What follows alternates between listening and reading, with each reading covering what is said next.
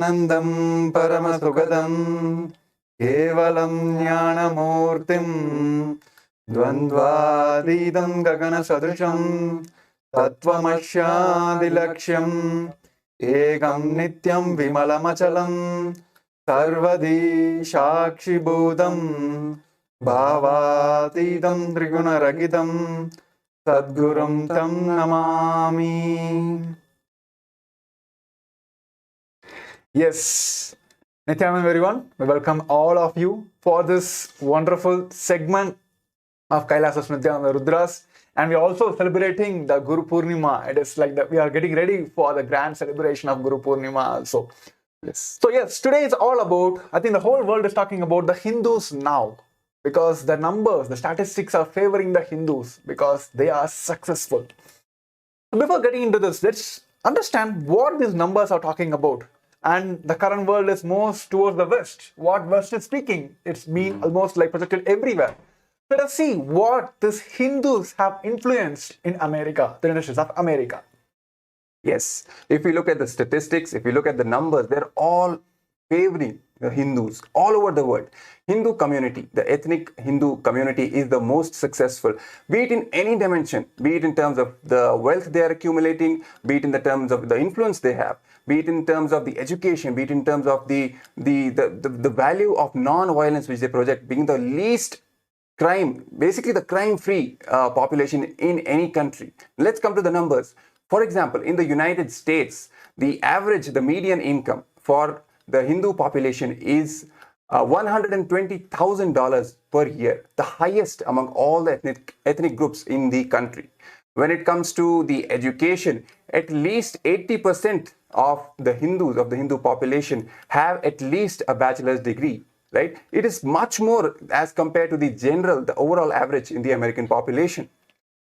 When we look at the startups, the business world, what do we see? Hindus, who make up 1% of the whole overall American population, constitute 8% of the startup founders. And 1/3 of the tech companies in the Silicon Valley are owned by Hindus. Just 1% of the population. And again, if you talk about the education, what are the fields that they are basically majoring in mostly? It's education, it's engineering, it's computer science, it's the natural sciences, business management, all these fields which are directly related to contribution, building stuff. Hindus are the STEM fields basically. The Hindus are more and more inclined towards building stuff and building infrastructure and actually directly, tangibly contributing to their community. Another very important fact, Hindus make up the most stable families. The least divorce rate is among the Hindus today. When we see in the Western world, the overall family system is literally breaking down with divorce rates going as high as 50%, 60%, 70%. But it is the Hindu families which are still holding the core system, the value system of having a stable family, also providing for the proper nourishment of the children who are the future of the generation, right? Poverty, if we talk about, the average poverty in United States is 30%, but for Hindus, it is just 6%. So we see field after field after field. The Hindus have the least prison population in the United States, and actually, in fact, in any other country. If we look at the prison statistics, the prison population, the least amount of people are Hindus, and actually practically negligible. They're just 0.01%. What does it even make? So we see numbers are just favoring Hindus. They are literally glorifying the success of Hindus all over the world, in literally every single field. Hindus are winners. They are the most successful. In fact, even if we talk about the CEOs, the top CEOs in overall the Fortune 500 companies, a huge percentage of them are Hindus. So what is it that really makes Hindus so special and literally makes them the winners? What is it? What is the secret? The secret lies in the Hindu identity. And what is it in the Hindu identity that makes you a winner? That's what we will be discussing. And moreover, the success, it is all about the whole community. It is not the individual person who got success. Yes. It is the whole community able to match, able to be the catalyst field in the current world success. So that is what we're going to decode in this today's show. Yes. So when you talk about the Hindu identity, what you really meant, the Hindu identity? There's a very important difference. There are all kinds of people in the world, all cultures, religions, traditions, right? Everything you can even be a part of your identity. Nationality can be a part of your identity, your religion can be a part of your identity, anything. But there's a very special thing about Hindu identity which makes it unique and powerful. Hindu identity is based on consciousness. It's not just based on mind and ideas and values which you can simply pick up from a book or learn from. The core cosmic identity of each and every individual. Just when it is awakened in you, it just does the magic and makes you a successful person and even gives you the ultimate gifts in the world. I think the current world is talking about the great success the Hindus have brought down. But all of us should understand that what made them successful. Everyone is celebrating today's Hindu success, like everywhere. There's a community or even in the America. They were more successful, starting from the poverty rate or the education field, everything they were successful. But what is the one catalyst which they have used, which is the Hindu identity? We should understand that when we go details about into that core value, when only we can easily map into our world and get in success. So that is what we're talking about. The current, the world should understand why Hindus are successful. Yes. See, when we talk about the Hindu identity, because they are most contributors, Exactly. they are like most non-violent, ethnic, the whole like they brought into the culture where they like coexistence. So that is the one thing which the Hindus, wherever they settled, they were peaceful coexistence community. Yes. It's because of this reality of this value system and these cognitions, the powerful cognitions which Hindus carry from generations after generation. Many times even they don't even know consciously, but from their of being completely life positive, of being peaceful, of being non-violent, of being inclusive, all these things, all the best gifts which they have inherited from their parents, from their whole lineage, it makes them the asset, the most significant, most important asset for the entire world today. This simple life positivity and simple contribution, just contribute. This lifestyle of contributing all the time makes Hindus the assets for the current world. And we've seen in today's world, right, most of these values are literally getting eroded from all around us. Yes. The whole world is literally suffering from a lot of negativity, wars, conflicts. For little insignificant things also we are resorting to violent conflicts as well. So our value system is getting degraded. The same value system which forms the core of the Hindu identity, that value system that makes Hindu identity as the asset for today's world. I think viewers may ask, what is special about this show? Yes. If you just go Google, almost like millions and millions of videos will be already on the internet, which talks about the statistics about the Hindus, right? But the problem is the neo-Hindutva groups, which they feel they can just take this fruit just by cutting they don't care about the tree or the roots. Yes. It is the Hindu gurus, the Hindu identity, which brought success for the Hindus. But the current world, the neo-Hindutva group, they're trying to just take the fruit alone. They just want the apple. They don't want the stem or the tree. Yes. So this show is all about understanding the roots of the success behind the Hindus. Yes, exactly. Because as I just spoke a while back, it's not just a value system, just a mind-based, some values you learn, some morals you learn and start imitating. Okay, maybe superficial level you'll benefit a little, no doubt about that. But the root of it, that is what keeps it alive for generations and millenniums to come, right? And that root is only the Hindu gurus. From centuries and from millenniums, Hindu gurus have literally given their whole lives to protect the Hindu identity, to nurture the Hindu identity in the younger generations, in the future generations of their times. It is only because of the sacrifice of Hindu gurus and the power literally which they radiate across all the generations. It is only the Hindu gurus which have kept this Hindu identity alive, and only Hindu gurus can keep it alive. Why?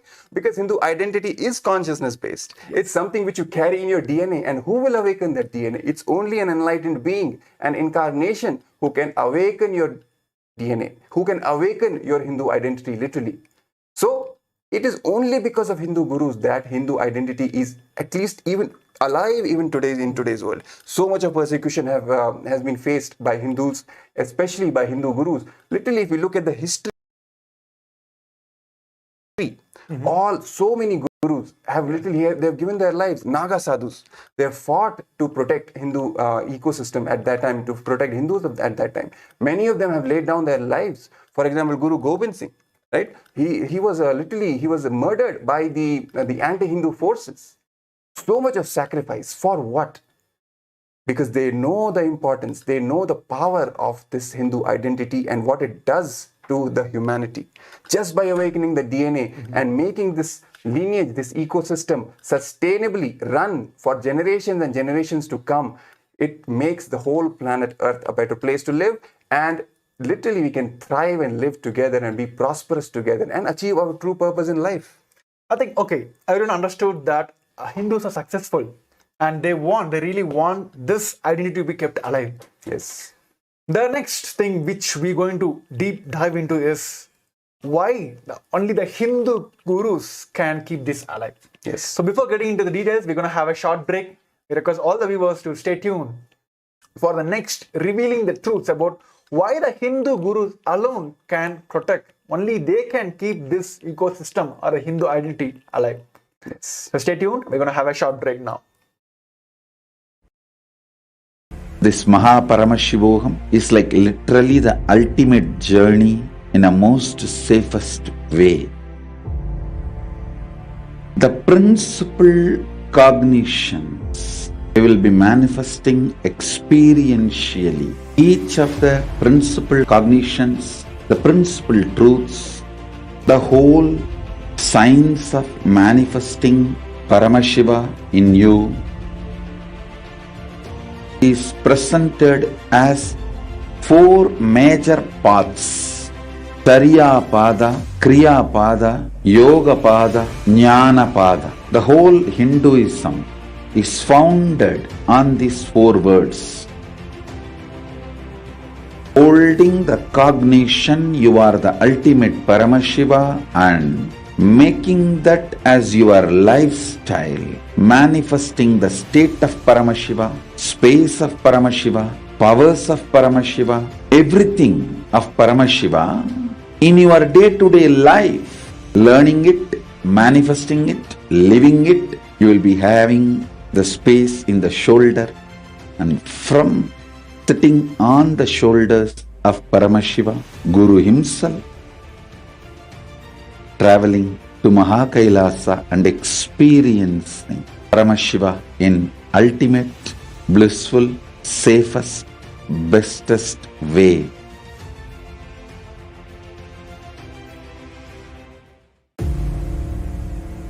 This Paramashivam is like literally the ultimate journey in a most safest way. The principal cognitions will be manifesting experientially. Each of the principal cognitions, the principal truths, the whole science of manifesting Paramashiva in you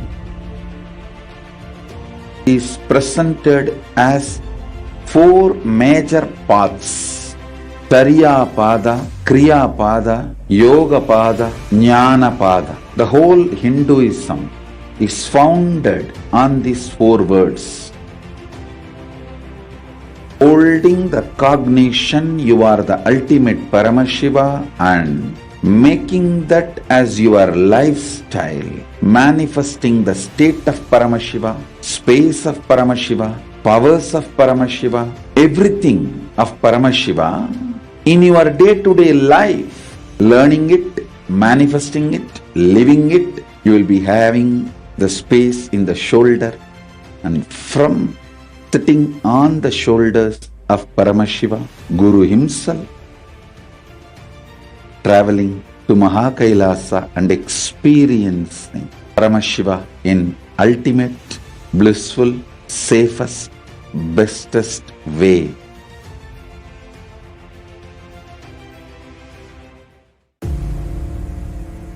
This Paramashivam is like literally the ultimate journey in a most safest way. The principal cognitions will be manifesting experientially. Each of the principal cognitions, the principal truths, the whole science of manifesting Paramashiva in you is presented as four major paths: Charya Pada, Kriya Pada, Yoga Pada, Jnana Pada. The whole Hinduism is founded on these four words. Holding the cognition you are the ultimate Paramashiva and making that as your lifestyle, manifesting the state of Paramashiva, space of Paramashiva, powers of Paramashiva, everything of Paramashiva in your day-to-day life, learning it, manifesting it, living it, you will be having the space in the shoulder, and from sitting on the shoulders of Paramashiva, Guru himself, traveling to Mahakailasa and Yes, Nithyananda. So in this Kailasas Nithyananda Rudra shows, we have been decoding how the Hindus are successful. First, we have seen the statistics, how Hindus are the mere successful in wherever they have settled, they are more successful. Because the Hindu value, the Hindu identity. What are those Hindu values and identities? They are always inclusive, non-violent, went on contributing to the society. Above all, they're always having the life positive approach, right? So these are the identities, these are the Hindu values which make them successful. Now let us talking about the survival. How are we going to keep this Hindu identity for the generations to come? Yes, we had all these ecosystems. Hindus were able to enjoy this, and able to get success in their field wherever they went. The science, maths, technology, whatever, they were able to successful. But now let us talk about the future. How are we going to keep this identity and serve the future which is going to come long and long and long? The only solution is Hindu gurus. So in this segment, we're going to speak about how only the Hindu gurus can keep it alive. Because the earlier segment we are speaking about the Hindu identity, it is not just about body and mind.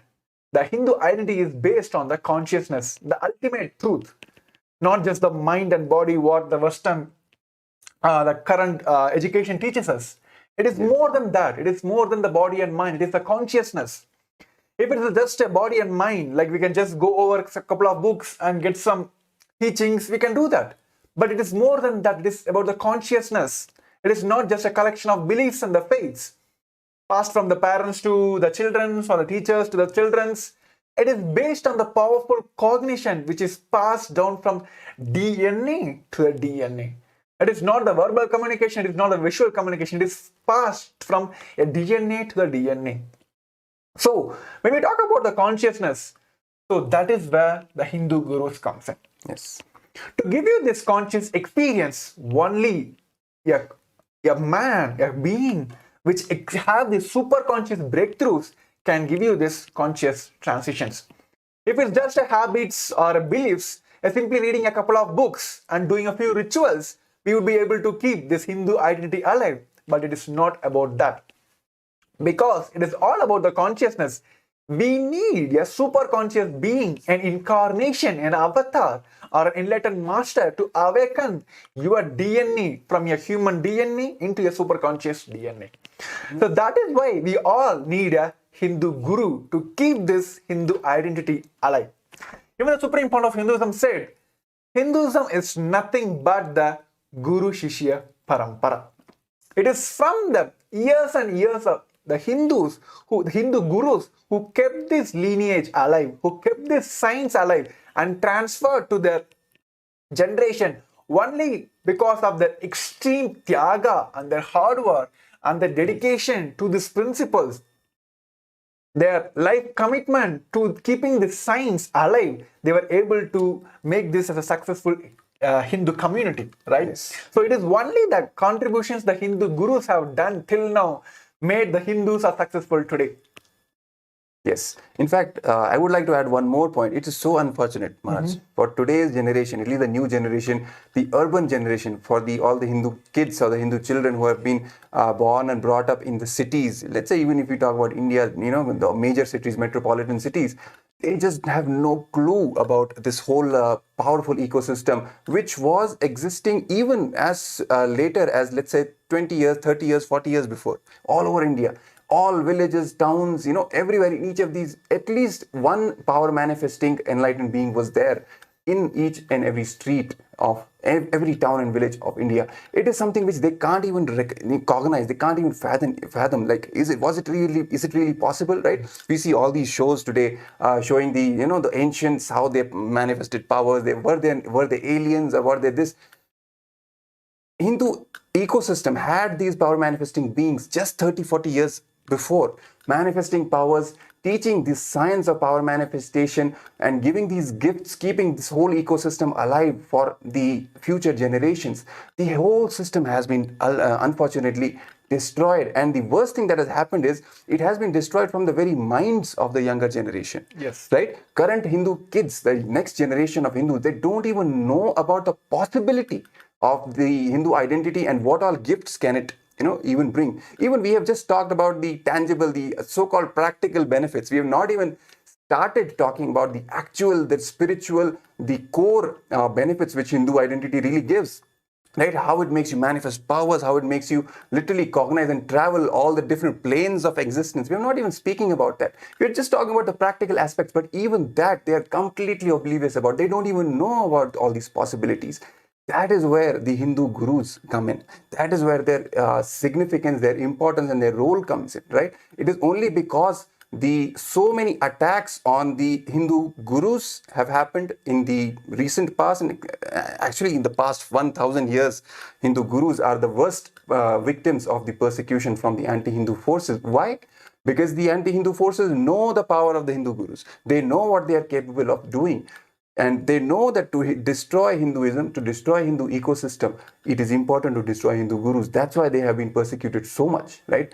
So much of history we have seen of the persecution of Hindu gurus, and how they have retaliated and they have persisted and tried to protect Hinduism and the Hindu ecosystem in their times, on the face of the invaders and all the attackers, right? For example, Guru Tegh Bahadur, we just spoke about, literally fighting against all the anti-Hindu forces and sacrificed his whole life. Guru Arjan Dev, another very powerful example of a Hindu guru doing the same.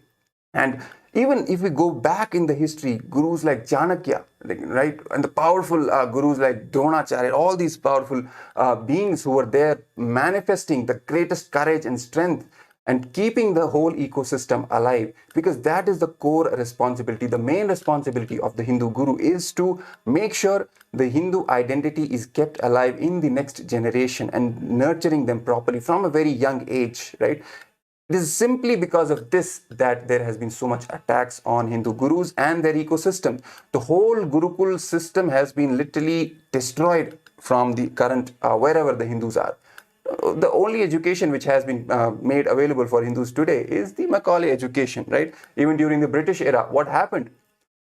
Simply by, because the colonizers, they were very sure, they knew how to erase the identity from the very minds of the Hindus. That's why they destroyed the Gurukul education system and replaced it with their own education system, which was fundamentally anti-Hindu in nature, which put a very negative narrative, a very wrong narrative of Hinduism in the minds of the next generation of Hindus, and that's how it destroyed. That's why today we don't even see the next generation of Hindus, the Hindu kids, even cognizing the possibilities, the highest possibilities of carrying the Hindu identity, even for basic success in life, richness. So much we have seen, right? Hindus, there are so much of success. They are, all over the world. They are manifesting, but they don't even know from where is it coming. It's coming from all these value systems which are still there in their DNA. They may not even know. I think when you speak about the Hindu, current Hindu guru, Yes. children's, I just want to pinpoint to all the Hindus today, who are successful today, make sure, please understand, today your children is enjoying the wealth you have created, Yes. enjoying the name you have created, but what you are going to keep the ecosystem, how you are going to keep this many of you know, even you are rich today, you are enjoying everything today, but when you passes away, your souls are just floating around because the Hindu kids are not familiar with the rituals to give them the liberations, right? So all the NRIs, all the successful Hindus, Yes. they're enjoying everything today. They are not able to give the same science, the same ecosystem to the Hindu kids because the whole education system, the Gurukul system is destroyed. And even this whole thought of neo-Hindutva is penetrating into this current world Hindu kids. Yes. That's what we should take. So it is the responsibility for all of us to keep this Hindu identity alive. So that is why we just tell about the Hindu gurus, because they are the only solutions to keep this Hindu identity. Because our Hindu identity is more than your body and mind. It is a consciousness. That is why we all speak about Dikshas and initiation. So only through this Diksha and the initiation, the cosmic science, is the cosmic science of awakening the individual identity to the Hindu identity. It is a true cosmic identity, the Pratyekatma Chaitanya Chakradam. It is the reprogramming of your whole DNA to manifest this cosmic truth. Any kid can just come up across and they feel like, I'm part of this world. Why I'm lacking in this success? Because they are not initiated into this science. They are still floating around in the human identity. The only through the incarnation in Avatar, only through his initiation, through the Diksha, the human identity can be converted into the Hindu identity. So only by doing this, we were able to keep this Hindu ecosystem, the Hindu identity, keep alive. So okay, let's talk about the Hindu gurus. So what is happening to them? See, when whoever wants to destroy the anything in the world, they're not going to if we want to remove a tree, they're cannot spend time on just plucking one by one leaves. Yes. What? They'll just go get into this root and then they will destroy it. Yes, They plug it out. The same way, this because the Hindu gurus are the roots for this whole ecosystem. That is why all the attacks are happening to the Hindu gurus. So next segment, we're going to see about what is happening to the Hindu gurus in this today's world. Why they are keep being persecuted left and right. Because they are the roots they are the only savior for this Hindu identity. So now, next segment, we're going to see about the actual happening to the Hindu gurus in this current world. So stay tuned for this more information. Paramashiva in ultimate, blissful, safest, bestest way.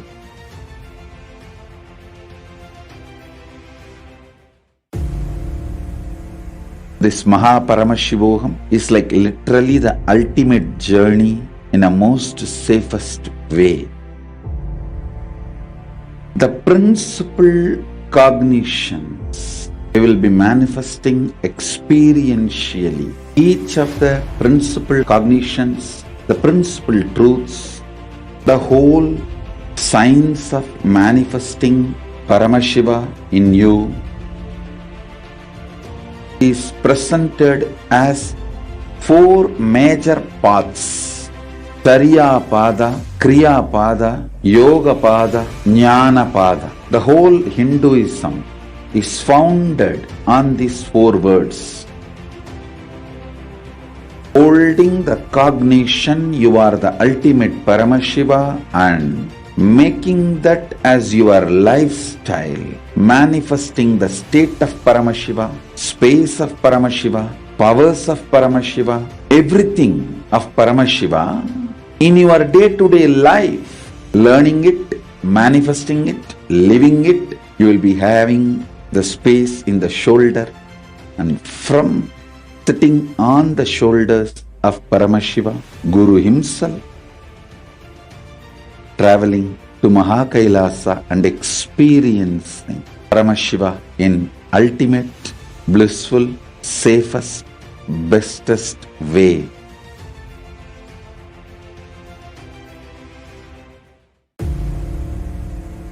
This Mahaparamashivoham is like literally the ultimate journey in a most safest way. The principal cognitions we will be manifesting experientially. Each of the principal cognitions, the principal truths, the whole science of manifesting Paramashiva in you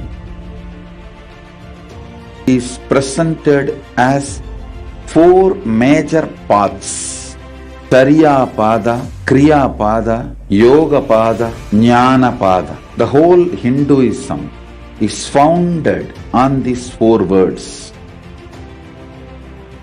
Holding the cognition you are the ultimate Paramashiva and making that as your lifestyle, manifesting the state of Paramashiva, space of Paramashiva, powers of Paramashiva, everything of Paramashiva in your day-to-day life, learning it, manifesting it, living it. You will be having the space in the shoulder, and from sitting on the shoulders of Paramashiva, Guru himself,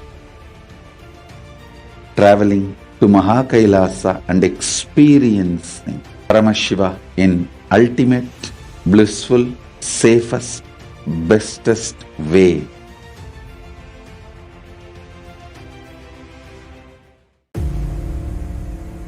This Mahaparamashivoham is like literally the ultimate journey in a most safest way. The principal cognitions we will be manifesting experientially. Nithyanandam, welcome back. So till now we have seen how Hindus have been successful all over the world. They have been winning. They have been the richest community. They have been the most successful in all walks of life. So what is the reason behind the success? We've talked about it, we discussed the core reason being the Hindu identity, the powerful Hindu identity, the life positive values, the contributing nature of Hindus, which runs down from generations and generations of lineage and Hindu ecosystem, which has been kept alive. From there we get these values, and it's only because of the outer manifestation of these values that gives Hindus the success and makes them win in all walks of life. Next we discussed what is it really that makes this Hindu identity sustainable for across the generations? Who kept it alive till now, and who can keep it alive for the future generations?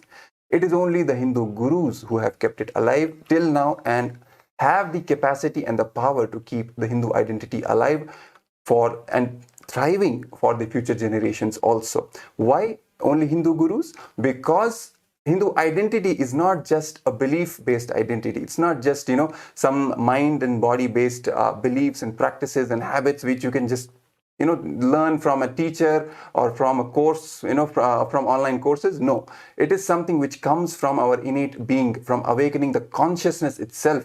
That consciousness literally starts manifesting and giving all these best gifts in our life, from health, wealth, relationships, career success, and all the way till enlightenment itself. All these best gifts only by awakening our consciousness, awakening the core Hindu identity, the cosmic identity in us. Who can do it? Only someone who has himself the experience of the cosmic identity, isn't it? Only from that being a powerful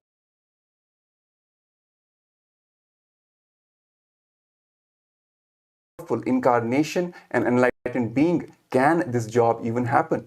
Only that being can awaken the Hindu identity in another individual. Not from a book, not from just a mundane teacher, only from a guru, only from a Hindu guru can this happen. It's only the Hindu gurus who have maintained and who have protected this lineage all the way dating back to Paramashiva himself, when the Supreme Consciousness landed himself in the form on the planet Earth and started this whole parampara, the Guru parampara, and created the first Hindu ecosystem. And then after that, it's only the Hindu gurus who have, from generation to generation, by the powerful science of Diksha, that is initiation, have kept this whole ecosystem alive, have kept this whole Hindu identity alive on planet Earth. And it's only because of that Hindu identity today that the current generation of Hindus, the Hindu children, they are also benefiting, even subconsciously and unconsciously benefiting from the power of the Hindu identity. But it's not just that, because we have to keep this identity alive for the future generations also. Since the Hindu identity is such an asset, Hindus are such an asset for the entire world, it's very important to keep the Hindu identity alive and protected for the future generations. For that, we need to protect Hindu gurus. It is the Hindu gurus who are the core of the Hindu ecosystem, and that's the reason they have been persecuted so much. And we have just discussed the examples of so many gurus which were literally, they were persecuted, killed, murdered by the anti-Hindu forces just simply because of the fact that they were they were sticking their neck out against the anti-Hindu forces, against the forces who were trying to destroy the Hindu ecosystem, who were trying to destroy Hinduism from the planet Earth, because they know Hinduism is the most powerful, the ancient science which keeps the Enlightenment sciences alive on planet Earth. Again and again, till the eternity, it is the responsibility of the Hindus to keep this Enlightenment science alive. And that's the reason why so many Hindu gurus have been persecuted. I'm sorry. One more important thing that is happening today is the completely wrong narrative about Hindu gurus that is spreading all over the social media and all over basically the psychological warfare that is happening against Hindus is giving the wrong narrative about Hindu gurus. Even in our movies, in our cinema, Hindu gurus are just shown as meditating somewhere deep forest or on a mountain or somewhere, completely oblivious from what is happening in the current world. No, that is not the reality. That is not the Hindu history, the real history. Hindu gurus have not just been meditators, they have been kings, they have been sovereign kings who have ran kingdoms and kept the ecosystem alive legally with warfare and using all the tools, have even run politically. Political nations, 56 Hindu nations were running at the time before the invasion started happening. So many Hindu gurus and enlightened kings were at the center, at the core of the administration of the Hindu ecosystems. So Hindu gurus are not just, secluded meditators, so to speak. They have been active and politically, socially, spiritually, definitely have been active in protecting the Hindu identity today. But from now on, we see that so much of persecution has been happening. So what is it? How can we really protect the Hindu identity? Maharaj, do you want to speak? How can we really protect? What is the solution for protecting the Hindu identity for the future? It's only to the Hindu nation we can protect the roots, the only saviors of this Hinduism, who are the Hindu gurus, and also the whole Hindu identity. Yes, we spoke about all the things, right? But today, if we look at the Hindus around, are they safe today? Just go back and almost like last 2000 years. Yes. The whole genocide happened across the Hinduism. It is about to eliminate these Hindu gurus. Right? It is not just a simple genocide. It's a cultural genocide. Yes. Happened to eliminate the Hindu gurus because they are the core of the Hindu identity. They are the core of the Hindu temples. They are the core for the Hindu libraries. Everything. Whatever the science you take from Hinduism, they are the Hindu gurus are the core of everything. Even the Supreme Court of Hinduism said, you can go on, eliminate, destroy how Nalanda happened. Nalanda Hindu University have been burnt alive. The same way, you can go on, burn any libraries, temple, destruct, how many Hindu temples have been brought to the grounds. You can go on, do that. But if one Hindu gurus, even till the last Brahmin is alive in this world, Hinduism can be revived because they are the roots, they are the seeds of the Hinduism. This whole Kailasa, the supreme point of Hinduism, the first nation for Hinduism, is all about keeping the seed of the Hinduism. Kailasa is going to be a seed bank of Hinduism. All the Hindu gurus, they don't just need a spiritual powers to be just keep this science alive. They need to be politically safe, legally safe. So this Kailasa, the supreme point of Hinduism, is building this. The first Hindu nation is to give the political safe place for the Hindus to revive whatever damage have done, right? Yes. To just keep whatever we have now and to even revive whatever destruction have happened in the past. So only through the Hindu nation, the Kailasa, the supreme point of Hinduism, is reviving now the first Hindu nation. We can rebuild all the things which we have lost in the Hindu ecosystem. Yes, exactly. Because if we just look at, one very important quality also, which is a part of the Hindu identity, is the resilience. Hindus which they have demonstrated in all these 1,000 years. Again and again, their ecosystems were destroyed, but again they got together and rebuilt the ecosystem. Again and again, as the Supreme Pontiff of Hinduism also puts it, it's like a honeycomb. kind of a, the way the honeybees, the way they form their colony, the way they form the honeycomb, and the hunter comes and destroys the honeycomb. Again, they get together, start building the comb. Again, a hunter comes, destroys the honeycomb. Again, they start building it. That's how the Hindus really have been living all these thousands of years, because they are contributing. So much of contributing nature is there. Even if the whole ecosystem is destroyed, they'll again get together and start rebuilding it. Problem is, now we can't even afford to waste time on that, because the whole planet Earth, so much of negativity has filled us all over the world. Because we need not only to protect what we have, as Maharaj just put it, we need to revive all the sciences that we have lost, and we need an ecosystem, a protected womb, so to speak, which can be sustained for a long time without any interference, without any interference, political, legal, any from the external, from any external sources. That is what requires, that is the reason we require a Hindu nation, because it's not just, religious freedom or some social freedom which will get the job done. Hindu gurus need a political freedom, legal freedom, a sovereign land, even a territory, without any interference from external sources, to do this very important job of protecting and rebuilding the Hindu ecosystem on planet Earth, to keep the planet Earth safe and thriving for the future generations. I think viewers, we want all of you to pinpoint to this one or few of the statements, which is Hindu identity is under attack. Yes. Hindu gurus are under attack. Even all the Hindus can gather together and they just start working together to revive this. There is no safe place in this current world where the Hindu gurus can sit and revive this whole science.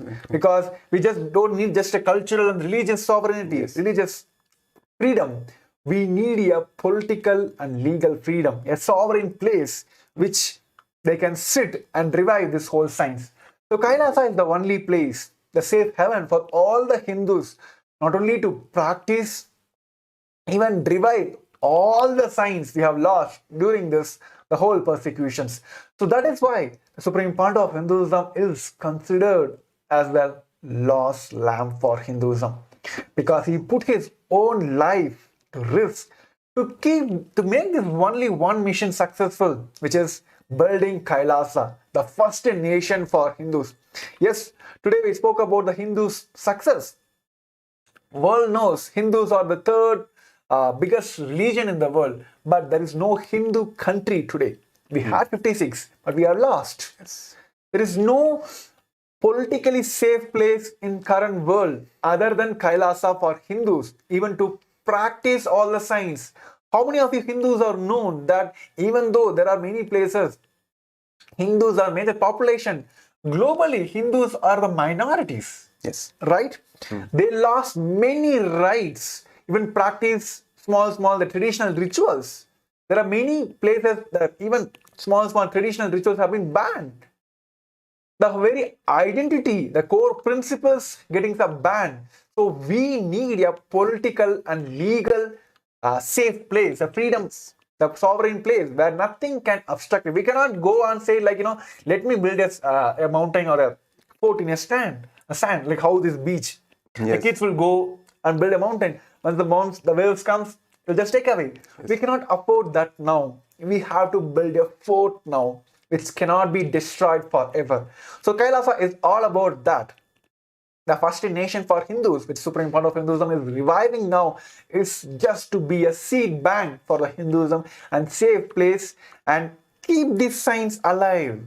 Just to keep this science, the Hindu sciences alive for the generations to follow and practice and achieve success in their life. Yes. We have seen among all the Hindu gurus, the Supreme Pontiff of Hinduism, Bhagavan Nithyananda Paramashivam, facing the worst level of persecution, because it is his very mission in life to revive Sanatana Hindu Dharma, to revive Hinduism, to revive the powerful Hindu identity and spread it across the all the current modern day humanity. And that is exactly why he has been persecuted so much and so badly by the anti-Hindu forces. And it's only because of that reason that he has created Kailasa, the first nation for all Hindus, with the core purpose to be the fort and the seed bank for Hinduism and keeping Hinduism alive for eternity. so that nobody in the future can even think about attacking or destroying the Hindu ecosystem. And so much of contribution the Supreme Pontiff of Hinduism is making, has already made so many contributions for the entire global community in terms of various dimensions. For example, reviving the Hindu library, the Jnanalaya, with all the sacred scriptures, original ancient manuscripts have been digitized by the Supreme Pontiff of Hinduism just to preserve the authentic Hindu scriptures, whatever are left. Just 1% are left today from the whole, the entire Hindu scriptures, what we had. Preserving all those for future generations is the work of Hindu library, Kailasa's Hindu library, which is he's doing. Then the Kailasa's Hindu University, right, Nithyananda Hindu University, again very important step by the Supreme Pontiff of Hinduism to revive Hinduism. And so many other dimensions, Hindu education, the Hindu Gurukul is being revived by the Supreme Pontiff of Hinduism. Other fields being Hindu economics, Hindu health, Hindu science of power manifestation, and very importantly, the Hindu temple science, right? Because temples are the core of the Hindu ecosystem. Reviving the authentic Hindu temples and the whole, the way of doing the rituals, the authentic way of doing the rituals as per the Vedas and Agamas, the source scriptures of Hinduism. This entire Hindu science authentically from the Vedas and Agamas is being revived by the Supreme Pontiff of Hinduism in Kailasa. And that is what is the core purpose of Kailasa, to revive Hinduism, to revive the Hindu identity and keep it alive for the future generations to come, right? And it's very important for us to understand that supporting Kailasa is literally supporting the Hindu children, because the Supreme Pontiff of Hinduism has this as its main focus is on the future generations of Hindus, how the science can be communicated to the future generations, how the next generation of Hindus, Hindu kids, can be made into power manifestors and the future leaders to guide the entire world, to literally take the entire world to the next stage of superconscious breakthrough and guiding them through all the negativity that is happening right now. This is the core context with which the Supreme Pontiff of Hinduism is creating Kailasa and is reviving the Hindu ecosystem. And that's why it's literally investing in Kailasa is investing in the future of all the Hindus and the future of the Hindu civilization. I think even all the viewers wanted to know that, yes, they all understood that only through the Kailasa, the first nation for Hindus, they can keep this Hindu sciences alive. So all of you want to be part of Kailasa. So next segment is all about how you can be part of this grand revival of the Kailasa. Yes. So we're going to have a short break. So next segment, we're going to see about how you can be part of Kailasa. So stay tuned for more information. Principal cognitions, the principal truths, the whole science of manifesting Paramashiva in you is presented as four major paths: Tariya Pada, Kriya Pada, Yoga Pada, Jnana Pada. The whole Hinduism is founded on these four words.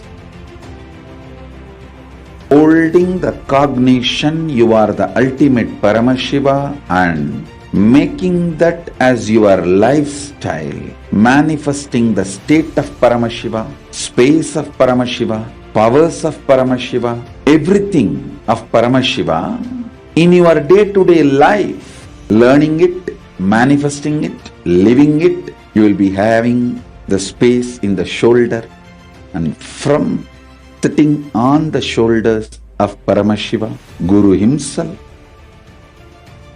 traveling to Mahakailasa and experiencing Paramashiva in ultimate, blissful, safest, bestest way.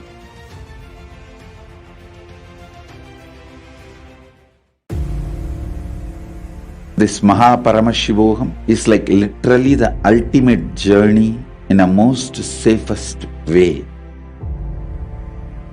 The principal cognitions we will be manifesting experientially. Each of the principal cognitions, the principal truths, the whole science of manifesting Paramashiva in you is presented as four major paths: Charyapada, Kriyapada, Yogapada, Jnanapada. The whole Hinduism is founded on these four words. Holding the cognition you are the... Welcome back. So last segment we've seen about why Hindu nation, why Kailasa. Because the Hindus are being persecuted, the Hindu gurus are being persecuted, the Hindu identity is in existence. It is being tried to be uprooted everywhere. Only for keeping this science alive, the supreme point of Hinduism is reviving this, the first Hindu nation, Kailasa, to make a political and a sovereign place to keep this science alive. So now all the viewers are curious about how I can be part of Kailasa. Why have to be part of this Kailasa? Why have to be in this mission of reviving this Kailasa? Why have to invest in Kailasa? So Supreme Court of Hinduism have spoken, I think, long ago. Swamiji is very particular about reviving this Hindu children's, the Gurukul systems, yes. Right? Why we have to give our children to Kailasa? Because I think the last segment we have seen, even if a single lost children is kept alive, he can able to revive the Hinduism, right? Yes. So this whole Hindu Gurukul system, the supreme point of Hinduism, is reviving to make the investing, what we have done for this current world is all about investing for the Hindu children. What we are making now is the whole Hindu nation, which is supreme point of Hinduism, is making now and reviving now, is not only to be a protect, even to revive all this. So only through the Hindu children's, through the Dikshas and the initiations, where they will be transformed from the human identity to the superconscious identity. Only through that, even they will get to know about the core, why there is need for Hindu nation, why this Hindu identity has to be kept alive.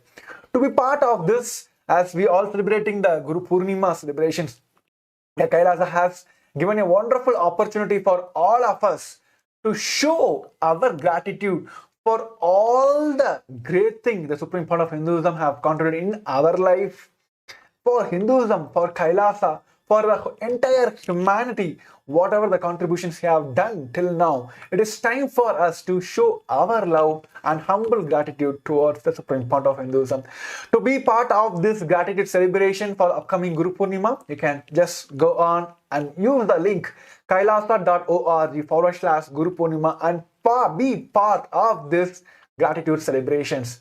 And next, yes, in fact, as a part of this gratitude celebration, you can offer your gratitude. It can be in any form. It can be in any art form, a song you want to sing for Swamiji, for the Supreme Pontiff of Hinduism. It can be a dance form. It can be something you draw, you sketch. It can be in any form, just to show your reference, show your thanks for the Supreme Pontiff of Hinduism, what change he has brought into your life. And apart from that, there's a big opportunity which Kailasa has opened, which the Supreme Pontiff of Hinduism has opened for all the beings who want to support Kailasa, who want to support the Supreme Pontiff of Hinduism in this grand mission of reviving Kailasa, of reviving the Sanatana Hindu Dharma on planet Earth, of reviving the Hindu identity and all the benefits of the Hindu identity. As we have just seen, it makes you a winner in life.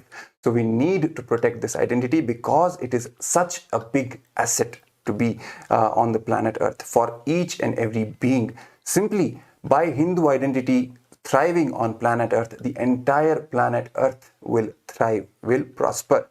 And it is because of that it becomes very important for us to be a part and contribute in this great revival of Kailasa, which is meant to protect the Hindu identity. And the opportunity which the Supreme Pontiff of Hinduism has opened for all is that you can directly become a member of the Kailasa's Patreon channel. Kailasa and the Supreme Pontiff of Hinduism is now available on Patreon, and you can officially become a contributor in the Patreon, Kailasa's Patreon, and directly become a contributor in this grand revival and invest in the future of your children, in the future of this planet Earth, in the future of Hinduism and in fact the whole enlightenment sciences that need to be kept alive on the planet Earth for the benefits and for the betterment of planet Earth.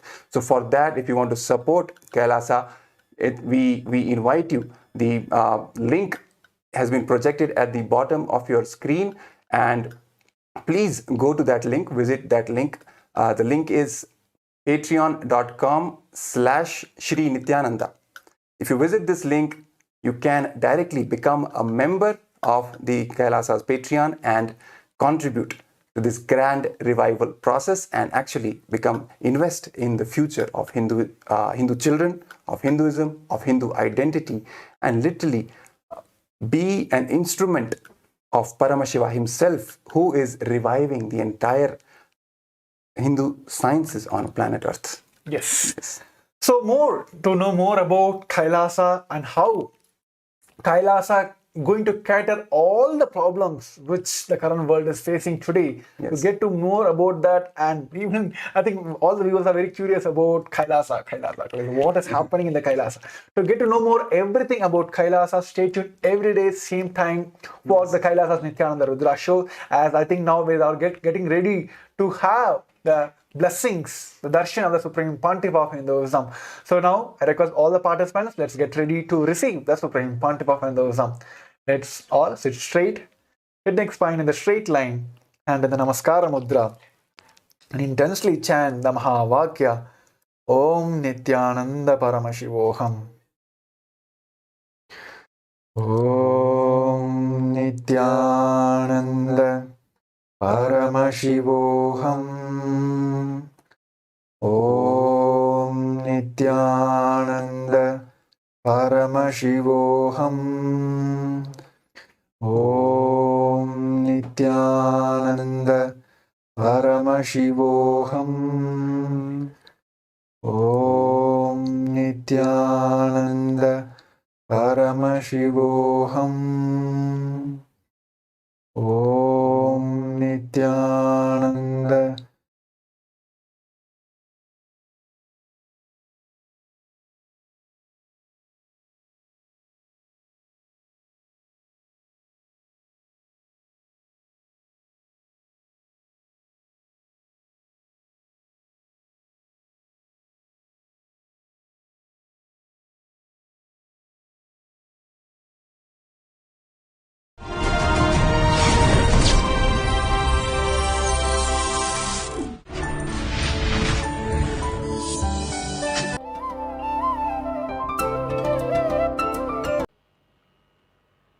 नित्यानन्देश्वरसमारम्भां नित्यानन्देश्वरि मध्यमाम् अस्मदाचार्यपर्यन्तां वन्दे गुरुपरम्पराम्।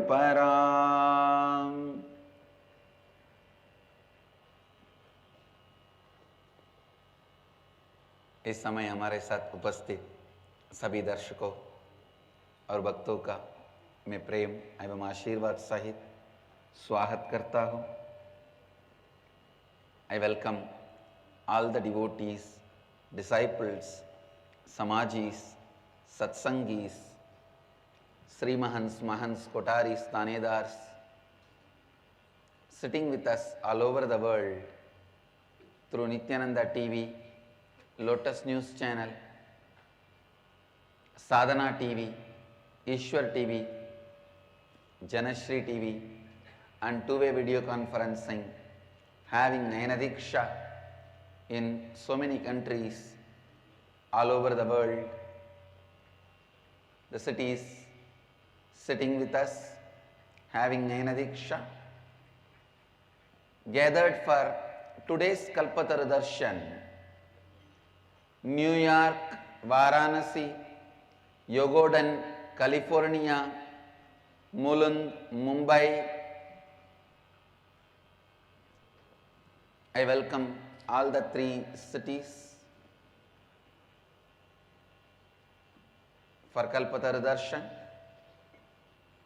Cities sitting with us: Seremban, Sivakasi, Toronto, Kailasam, Oklahoma, Somanatham, Washington DC, Sripuram, Seattle, Chidambaram, Vancouver, Bhubaneswar, San Jose, Madurai, Nithyananda Nagaramu, Hyderabad, Singapore, Singapuram, Ohio, Prayag, Charlotte, Srisailam, Varanasi, Nithyananda University, Los Angeles, Nithyananda University, Paris, Simi Valley, California, Hyderabad, Gupta Kashi, Guadalupe, Rameshwaram, San Diego, Tiruvalavai, High Point, North Carolina, Tune Moon, Hong Kong, Bogota, Colombia, Jorpati, Nepal, New Zealand, Adi Arunachalam, China, Rosalie, Olympia, Washington, Selayang, Malaysia, Hyderabad, Gupta Kashi, Melbourne, Australia, Charlotte, Sri Sailam, Madurai, Dhyanapitham, St. Louis, Tirumala, Houston, Kalahasti, High Point, North Carolina, London, Kashi, San Diego, Tiruvalavai, Minot, North Dakota, Dubai, Vaidyanatham, Ottawa, Canada, Doncaster, UK, Colorado Springs, USA. I welcome all of you with my love and blessings.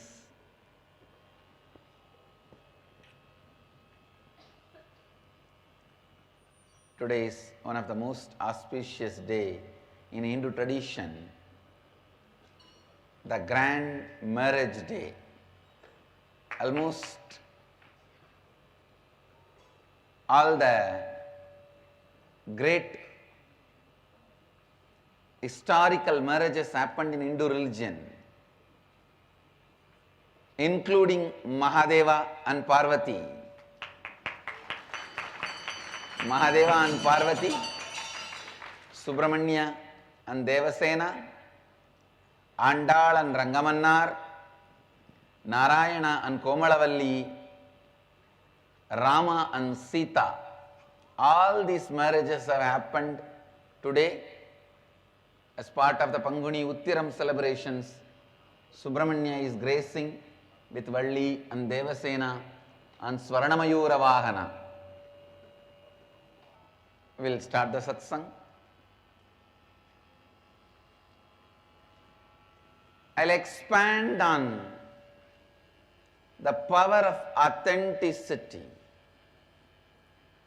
Please listen. It is authenticity makes you man. Neither the birth nor the growth of your body or the growth of your wealth makes you a man. It is authenticity which makes you a man. Please listen. All sufferings,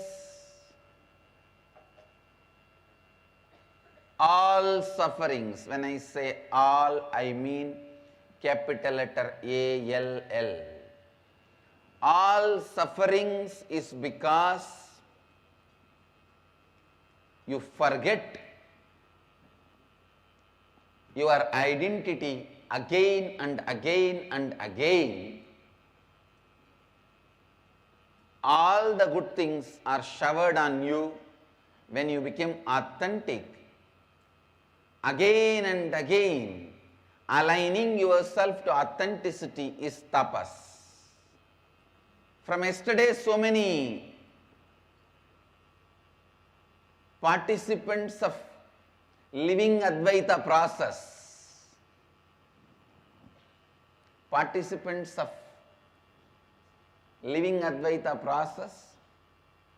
have started posting in the Facebook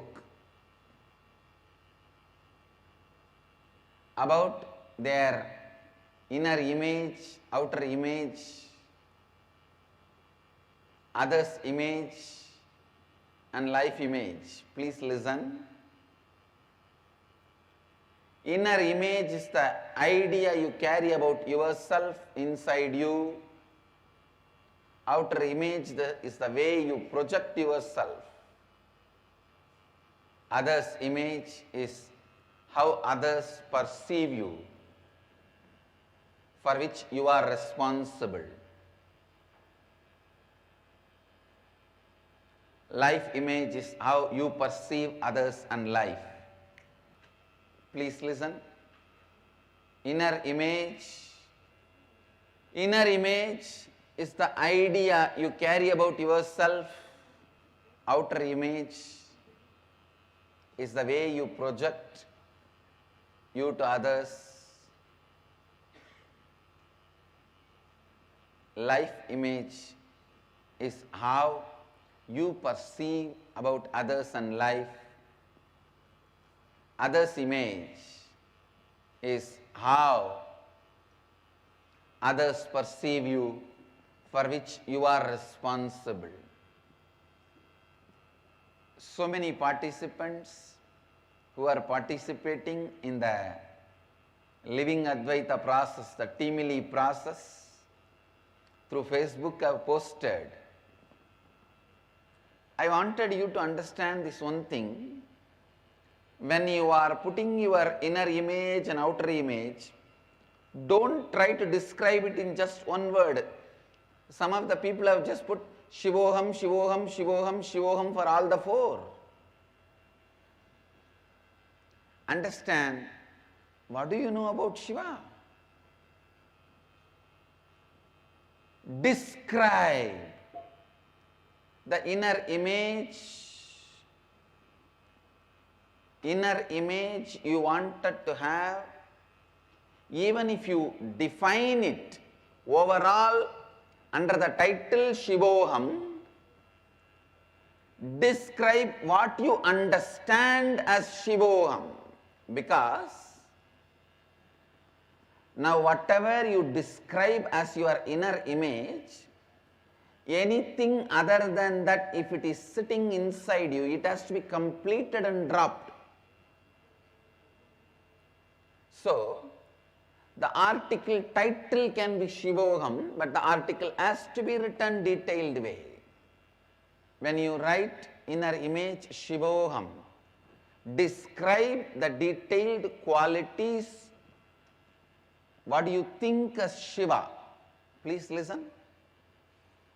You will not know Shiva as on now, but at least pen down what do you think as Shiva.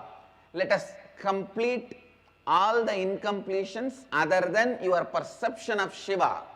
For example, if you perceive Shiva all powerful, all knowing, always compassionate, so now you will have to complete with your ignorance, powerlessness, all ignorance and all violence.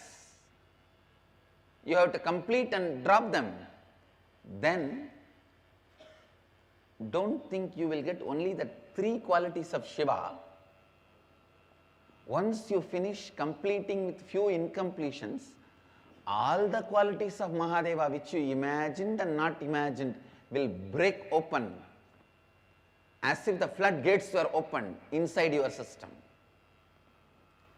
Understand the purpose for which I am asking you to describe the inner image, outer image, others image, life image. I am describing every single technical term for the convenience of the people who came for today's satsang first time, or people who are coming for the Kalpatara Darshan today in Mulund, Mumbai, and New York, Varanasi, and Yogaden, California. When you describe your inner image, should be like Shiva. What you think as Shiva, describe that. Somebody wrote their inner image should be like a eternally enlightened. Yes, great. What you describe as eternally enlightened, write your definition. Why, you know, if you describe some 2-3 qualities which you think as enlightenment quality or Shiva's quality, and complete with all the incompletions and drop, really that floodgate of Shiva's energy will open in your system. You may describe Shiva as all-knower, all-powerful, omnipresent. Shiva himself may be having 1,000 qualities. You may be describing only 3 qualities. But that 3 qualities, whatever incompletions you have, about that 3 qualities, if you complete and drop them, don't think only that 3 qualities will open up in you. It will open the floodgates where all the qualities of Mahadeva will start expressing through you. Because, listen to this logic. There is a huge dam. There are now dams which is 1 kilometer length. In the modern day, even 20 kilometer length dams we are building. Even if it is 1 kilometer length dam, to release the whole flood water, you don't need to break the whole 1 kilometer dam. Just poke one hole into the dam.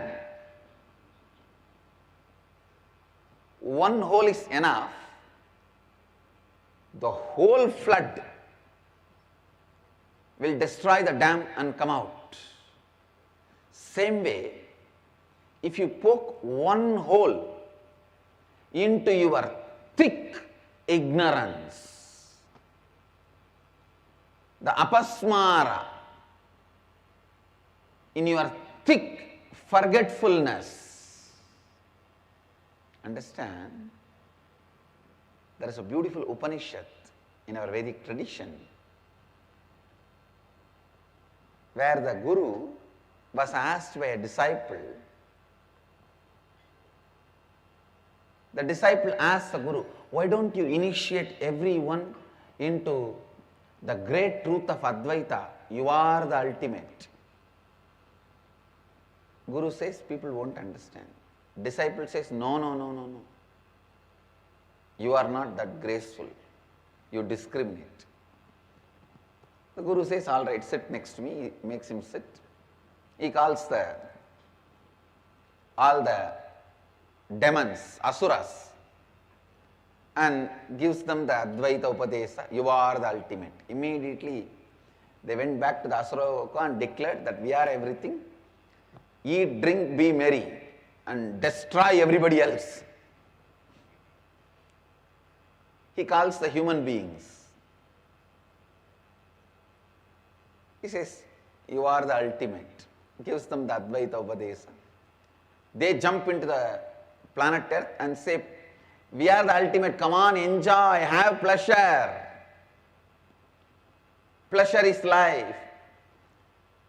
Pleasing the body is the goal. He calls the matured beings and says, you are the ultimate. They sit in samadhi and get enlightened. Understand, sometimes the same truth, if you don't live it with authenticity, can be dangerous.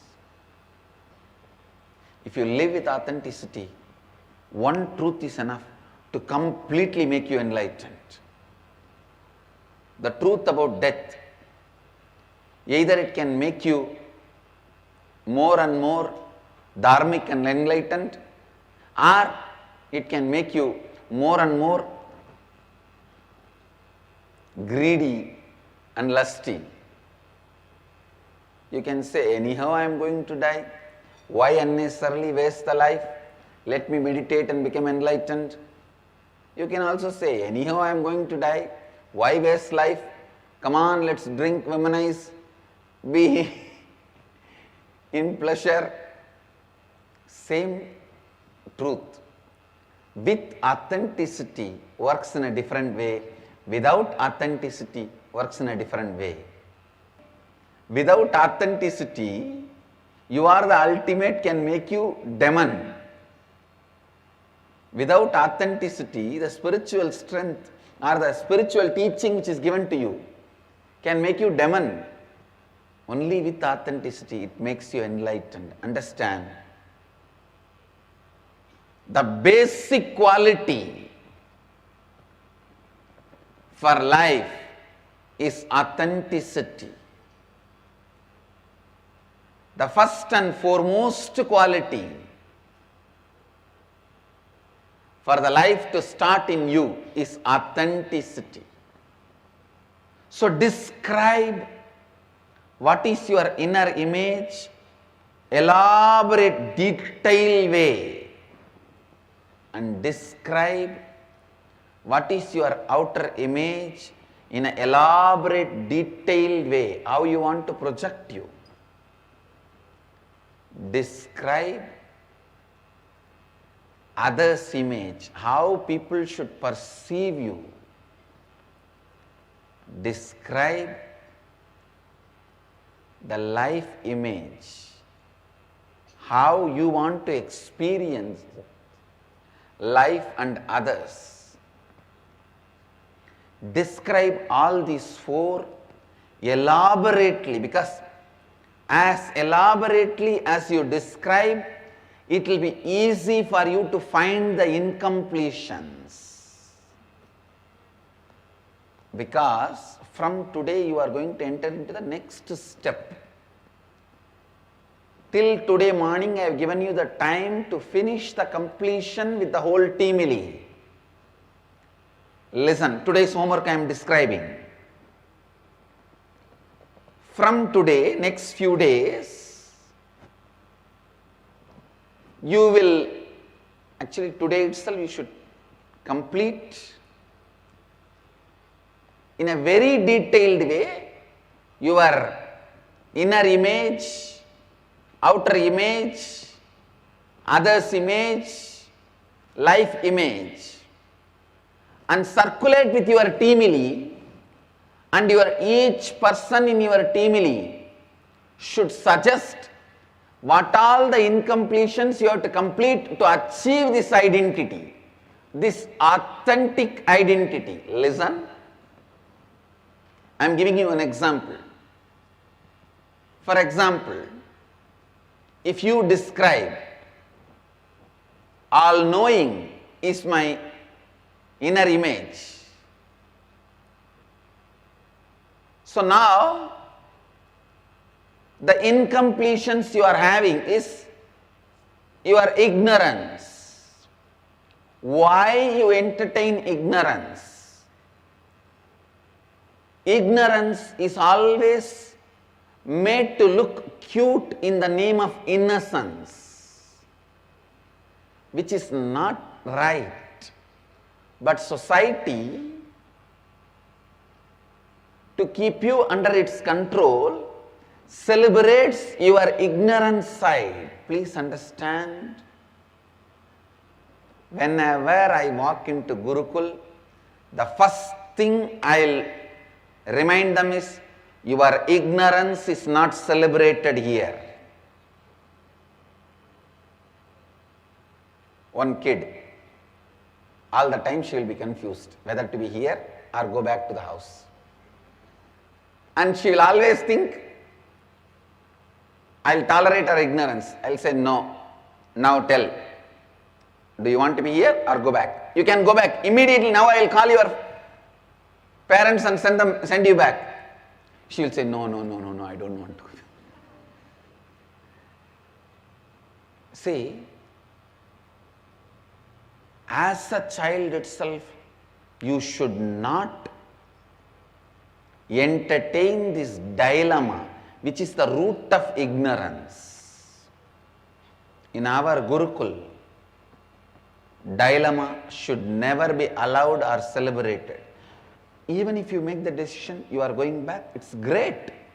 Decide, because decision moves the wheel of life. Indecisiveness keeps you stuck feeling stuck is adharma, moving is dharma.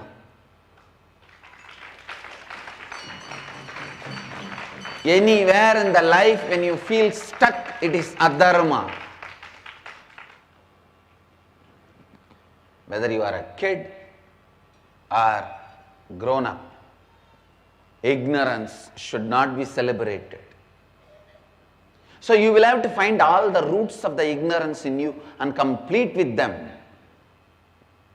If you declare yourself as all compassionate,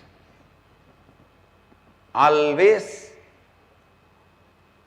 for all compassionate, then you will have to be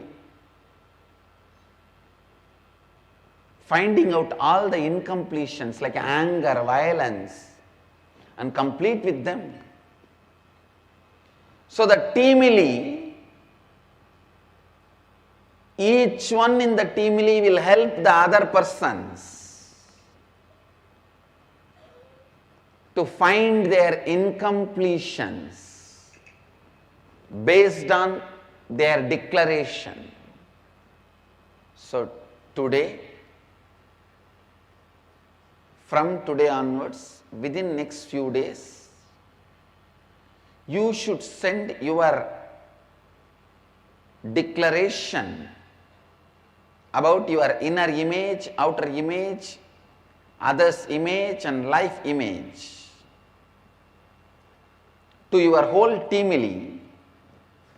And please understand, in your teamily, if you have 21 people, other than you it will be 20, means you will have to study the declarations of each one, spend time on it, put your intelligence on it and help the person to discover all the incompletions they have to achieve this identity, to reach this identity. Understand? First time ever on the planet Earth, such a massive mass level awakening process is happening. Understand? Advaita was always a solo game. First time becoming a rock band.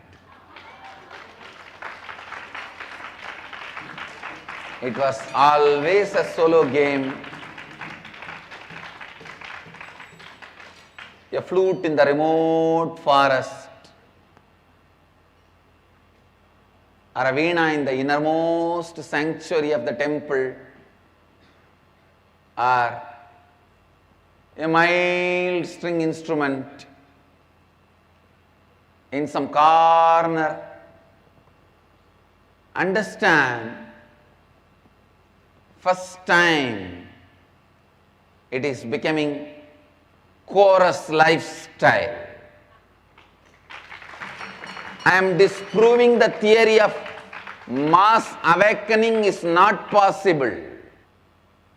I am happening for mass awakening.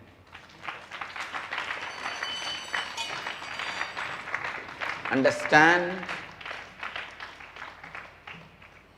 I am making the process as simple as it can be and as powerful as it should be, as truthful as it is, as simple as it can be, as powerful as it should be, as truthful as it is. So from today, next few days the homework is, you will send a detailed, authentic description about your inner image, outer image, others' image and life image. I'll describe these technical terms once more. Inner image is the idea you carry about you. Outer image is the idea you project about you to others. Life image is the way you perceive others and life. Others' image is how others perceive you, for which you are responsible. Pen down these four as elaborately as possible. Send it to me in the Facebook wall. Again, I am seeing few people inboxing me, saying that they are not able to put it in my wall.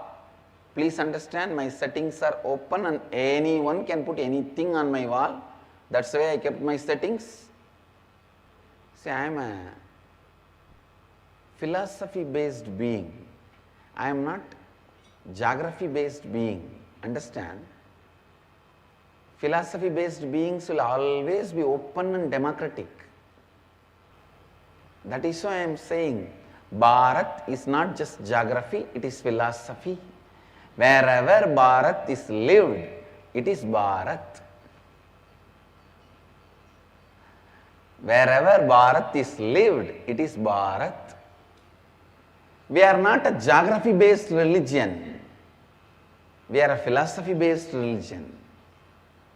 We are not a geography-based lifestyle. We are a philosophy-based lifestyle. Of course, I strongly wanted to defend geography also. I don't want the geography to be lost. But I wanted all the nationalists to know just defending geography is protecting the body by holding the breath of the man. If you hold the breath of the man and defend him, you will have only dead body. Just defending geography is not going to be useful in any way. Defend geography and philosophy. I am an open democratic being. Anybody can post in my wall. So don't inbox me. Send your message. Send your authenticity definitions to my Facebook and circulate it to your teamily. Whoever you chose as your teamily, and ask them to guide you to complete with all the incompletions and align yourself to authenticity. Align yourself to authenticity. Please listen. From today, next few days, this should be the homework. You should also help every person in your teamily to find out their inauthenticities and incompletions. You should also get the help of your teamily members to find your inauthenticities and incompletions. I bless you all. Let you all radiate with integrity, authenticity, responsibility, enriching and causing eternal bliss. Nithyananda. Thank you. Nithyananda Dhyana Peetham, Nithyananda Nagar.